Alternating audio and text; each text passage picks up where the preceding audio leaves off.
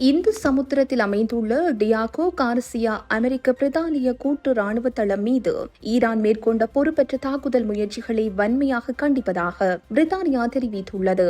ஈரானிலிருந்து சுமார் 4000 கிலோமீட்டர் தொலைவில் உள்ள இந்த தளத்தை இலக்கு வைத்து நடத்தப்பட்ட ஏவுகணை தாக்குதல்கள் தோல்வியடைந்துள்ளதாக தெரிவிக்கப்பட்டுள்ளது.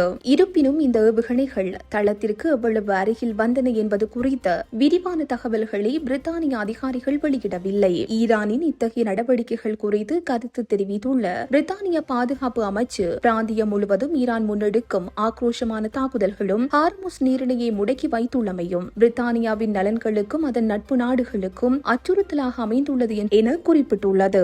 ஈரான் மீதான அமெரிக்க ஆஸ்திரேலிய நேரடி தாக்குதல்களில் பிரித்தானியா பங்கேற்கவில்லை. எனினும் உலக எரிசக்தி விநியோகத்தில் 20% கொண்டுள்ள ஹோர்முஸ் நீரிணை பகுதி அமைந்துள்ள ஈரானிய ஏவுகணை தளங்கள் மீது தாக்குதல் நடத்த அமெரிக்க குண்டுவீச்சு விமானங்களுக்கு பிரித்தானியா தனது தளங்களை பயன்படுத்த அனுமதி வழங்கியுள்ளது. இவ்வாறானதொரு பின்னணியிலேயே இந்த தாக்குதல் நடத்தப்பட்டது. இதேவேளை இந்த தாக்குதல் முயற்சி டியாகோ கார்சியா தளத்தின் பாதுகாப்பு மற்றும் மூலோபாய முக்கியத்துவத்தை மீண்டும் பேசுபொருளாக்கியுள்ளது.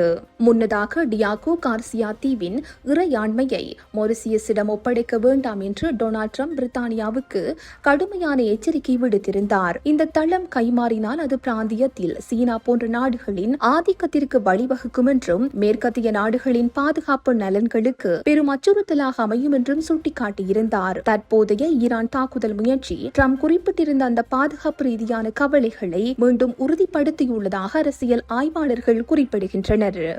இந்த செய்தி உள்ளிட்ட மேலதிக விரிவான செய்திகளுக்கு www.behindmenews.org என்ற எமது இணைய பக்கத்தினை பார்வையிடவும்.